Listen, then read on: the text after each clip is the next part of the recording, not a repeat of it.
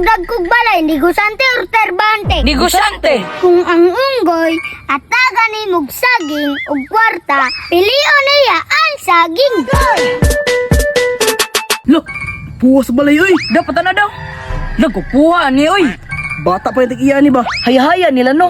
Bata pa man sila ni dato na. Nangamot jud nig trabaho ba? Basin bay no. Trabaho jud tagtarong ani. Anak jud bay. Pero murag maglisod tabay kung magtukod ta ginato kanindot nga balay. Kung inani ra atong sweldo. Anak jud bay. Nindot siguro bay og magnegosyo-negosyo ta. Nindot jud bay. Pero atong problema ani, wala tay pang kapital. Tama jud ka bay. Pero basig malugi punta no. Sayang kay atong kapital. Tinuod jud ka bay. Ah, manarbahon lang tabay oy, makakaon ra man japon ta. Tama jud ka bay. Sa mo ka nimog mga tubag oy. Tama jud ka bay. Pero dato na siguro daan ilang ginikanan bay. Rod anak jud bay. Kay ang dato, musamot biyag ka dato bay. Sakto jud ka bay. Wa jud kay klaro istoryahon ba?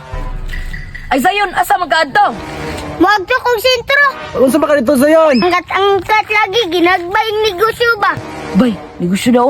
Unsay negosyo ni Mazayon? Usay, biko, usay, suman, ana, ragot. Unya, imo nang isori-sori dito asayon. Oh, alang-alang, nangunta kong customer. Ah, ulawa po yung ana ay. Okay, Raman, basta na kay pangandoy sa imong kinabuhi. Ah, sayang kong gisulat kung maligar ako nana.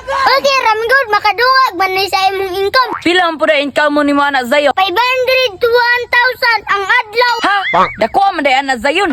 Dako pa kag adlaw sa amo ba? Mao gani, magnegosyo na ta. Sabay ko ninyo dali ra kaya itong buhaton. Tanggalan lang na inyong pride, tanggalan lang na inyong kaula, tanggalan lang na inyong kahadlok. E bisan mamaligyara ko glowgod, kung may makapaasinso sa ako yung buhaton. Wala ko ilabot sa isulti sa ubang tao. Basta ako, i-enjoy lang nako. Kay nako'y pangandoy sa akong kinabuhi. Karon, pangutan mo, kinsa may dagag kwarta, negosante or tarbante? Negosyante. Kinsa may nindot og dagkog balay, negosante or tarbante? Negosyante. Kinsa may nindot og sagdanan, negosante or tarbante? Negosyante. Naraman day na, tara, sabay ko ninyo, magdigusyo ta. Wala man pud may kapital. Pangitayin ninyo paagi. Wala lagi may makuhaan nga kwarta sayon. Okay, hatagan ta mong sitwasyon. Kung adunay isa ka mahal sa inyong kinabuhi, emergency nga madala sa ospital. Unya, wala jud mo'y kwarta. Unya, ginahanglan og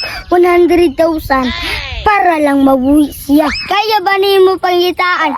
Karun dayon. Kaya kaayo. Kaya, tungod kay kinabuhi atong isalbar. Diri sa negosyo, kinabuhi po atong isalbar. Nilibing ko mamugo sa inyo ang nga magnegosyo ta. Kaya nag-opera man ko nga mandugagan inyong income. Before ko maagto sa akong negosyo, na ko ibilin sa inyo ang nga istorya. Matud pa ni Jack Ma, kung ang unggoy at taga ni mog saging ug kwarta, pilion niya ang saging. Nga naman, tungod wa siya kabalo nga ang kwarta pwede ipalit ug dagan nga saging. Unsa may mga punto ana kasagaran sa ubang tao kung papilion negosyo or trabaho, ang pilion na nila trabaho. Ganuman kay wala sila kabalo kaya sa negosyo pwede mo income og dinagko. Okay man ang trabaho tungod kay makasupply sa atong kinahanglan. Pwede nato nimo stepping stone para makasugod ta sa atong gusto nga negosyo. Tama jud ka sayon. Adjust ako.